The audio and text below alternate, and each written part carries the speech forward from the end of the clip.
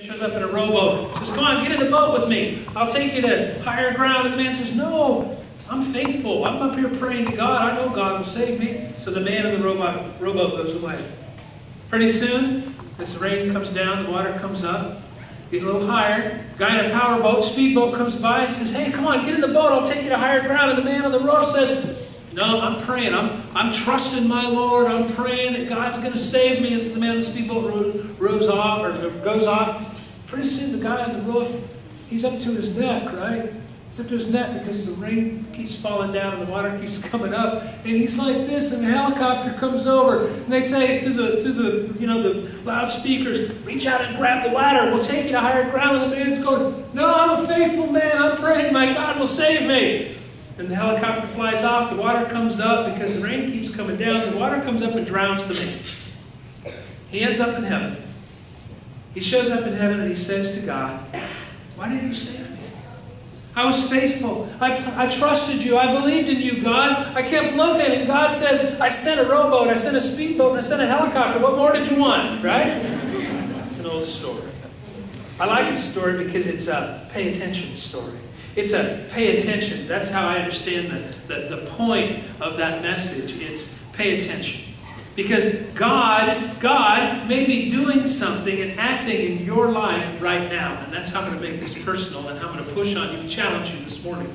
Even if this is your first time coming to Grandview, hear me and hear the word. God says, behold, I'm doing a new thing in your life. Pay attention.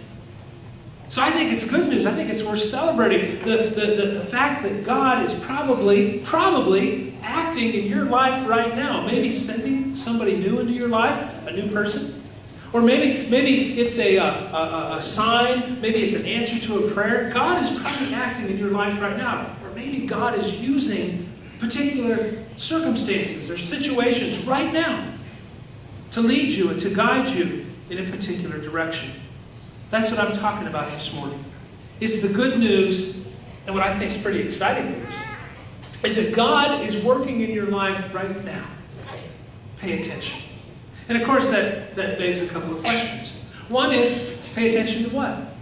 Pay attention to what? That's for you to decide. I already gave you some clues and some tips. Maybe some new people that are coming into your life, a new routine, a new habit. Maybe it's some particular circumstances or situations. But it goes to this larger question that I said I wanted to ask you and I wanted you to wrestle with this morning. What is God doing in your life right now? One of the things I know to be true is that God is always speaking and God is always working in the lives of His believers, His followers, His children. Always. So again, what is God doing in your life right now? You have to answer that. I can't answer it for you. Some of you I've gotten to know fairly well, and we talk about this, and I have some ideas and some thoughts I can pass on to you, but it's for you to wrestle with this morning for the next 15 minutes. What is God doing in your life right now? Let's consider Peter. Let's break down and look at Peter. You know, here's this follower of Jesus, Peter. He was a fisherman. And the situation is such that after Good Friday and after Easter Sunday, you know, what we think of as Easter, Peter and the other disciples went back to doing the familiar, right? Now, we talked about that last week, but I'm going to mention it again today. They did, and I don't fault him for that because we all do the same thing. Peter, after Good Friday, after Easter, he's trying to make sense of stuff, like what is going on. And so he returns to what he knows, fishing, as well as some of the other disciples. They say, let's go out and fish. And they do that as a way to figure out how to make sense of life. They do that as a way to figure out how to go on, right? But Jesus intercedes. Jesus comes in the middle of this. You know, all of us know, by the way, what that's like. We go back to familiar stuff. For example, when my father died, I remember that as one of the most traumatic things I've ever gone through in my life. Okay, seriously, some of you that have lost a parent, you know what I'm talking about.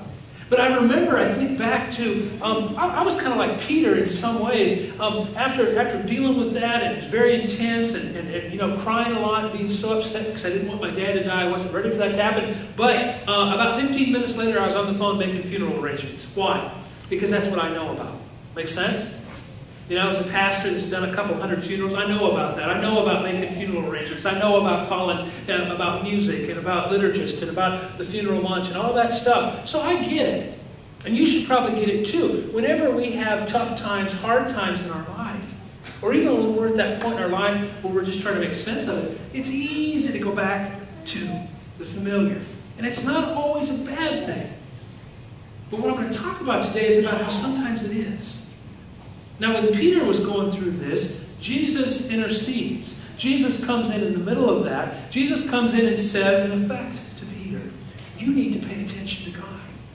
I know your default setting is to go back and do what you've always done, but Jesus says to Peter, you need to pay attention to what God is doing in your life right now. You need to appeal to God. You need to listen to God, however that resonates with you. One of the ways that I understand Peter is I thought about this phrase. One of the ways I understand Peter at that moment out of the fishing boat is that Peter was having a dark night of the soul. How many of you have ever heard of that phrase before? Dark night of the soul. Have you heard of that? Okay. Well, what it means several things according to different authors. And for example, it means, you know, a time when you're really searching, a time when you're really trying to make sense of things. Yep, that's a dark night of the soul. That's Peter. He was having a dark night of the soul. But there's more to the dark night of the soul than this. This last week, I spent a couple of days with the University of Dubuque Theological Seminary leaders and Dr. Jeff Bullock and the faculty and pastors from around the nation. We sat for 2 days and we struggled, we wrestled with the church, the mainline Protestant churches, Presbyterian USA, United Methodist, and Congregational and so forth. We wrestled with what is God doing in the life of the church right now, because our churches are declining. And we struggled with this and said, maybe it's a dark night of the soul for the church. And as we talked through that, I was reminded that a dark night of the soul, whether for a church or for an individual, is a time when, one, we're trying to make sense of life. We're trying to make sense of how it all fits together. And we look to the things that have always worked for us in the past. You know, that have eased the pain or gotten us through the tough time. You know, we appeal to our friends or our spouse if we're married. We appeal maybe to our profession. You know what I mean? We're trying to make sense of life, and so we get into our job a little bit more. I've done that before in my life. I've said, I'm just going to lose myself in my job, right?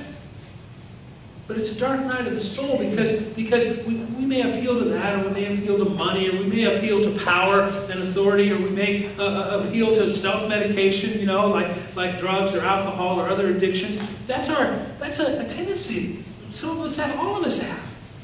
We want to make sense of life.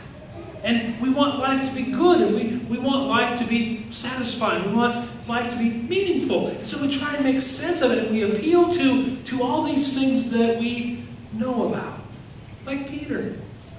He knew about fishing. But here's the deal.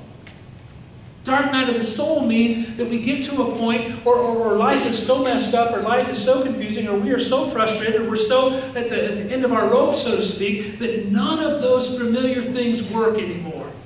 That's dark night of the soul. In fact, here's the cool thing, or the good news about a dark night of the soul. It's when we finally realize that none of those other familiar means and methods are going to pull us out of the dark night of the soul, and we are forced to get on our knees and listen to God. That's the good part of the dark night of the soul. And again, I look at Peter. I look at Peter and say, that's where he was. That's how I understand him. He finally got to a point where he needed to listen to God. Peter got to a point of saying, now what? Now what do I do with my life? Jesus calls him out of the familiar and says, I'll tell you what you're going to do. Jesus says, pay attention, Peter.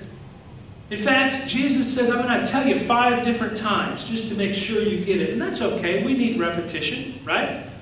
If you ever pay attention to this sermon, I try and use repetition. Anybody notice that? It's all right.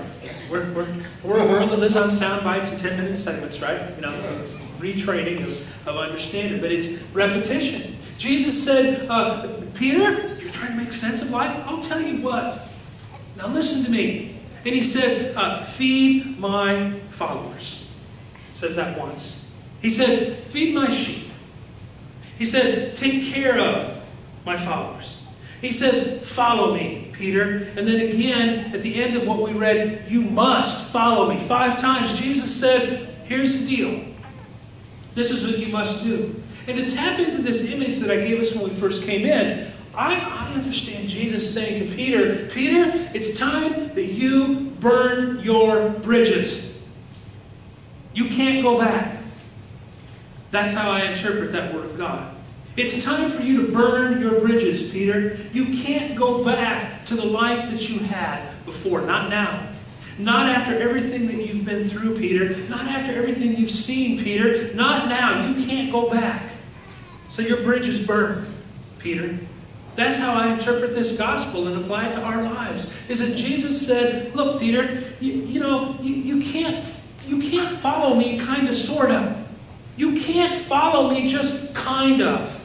When it's convenient, when it works in your schedule, Peter. Jesus is saying it's not a kind of, it's burn your bridge. It's burn your bridge. You can't go back to doing what you did before you knew me, Peter, says Jesus. Now it's time to get busy and live your life differently. It is Jesus saying to Peter what God said through Isaiah. Behold, I'm doing a new thing. I'm doing a new thing in your life. Pay attention. Jesus said, or God said in Isaiah, God said, I'm doing a new thing. Do you not perceive it? It means pay attention. That's what was going on in this gospel lesson. Burn your bridge.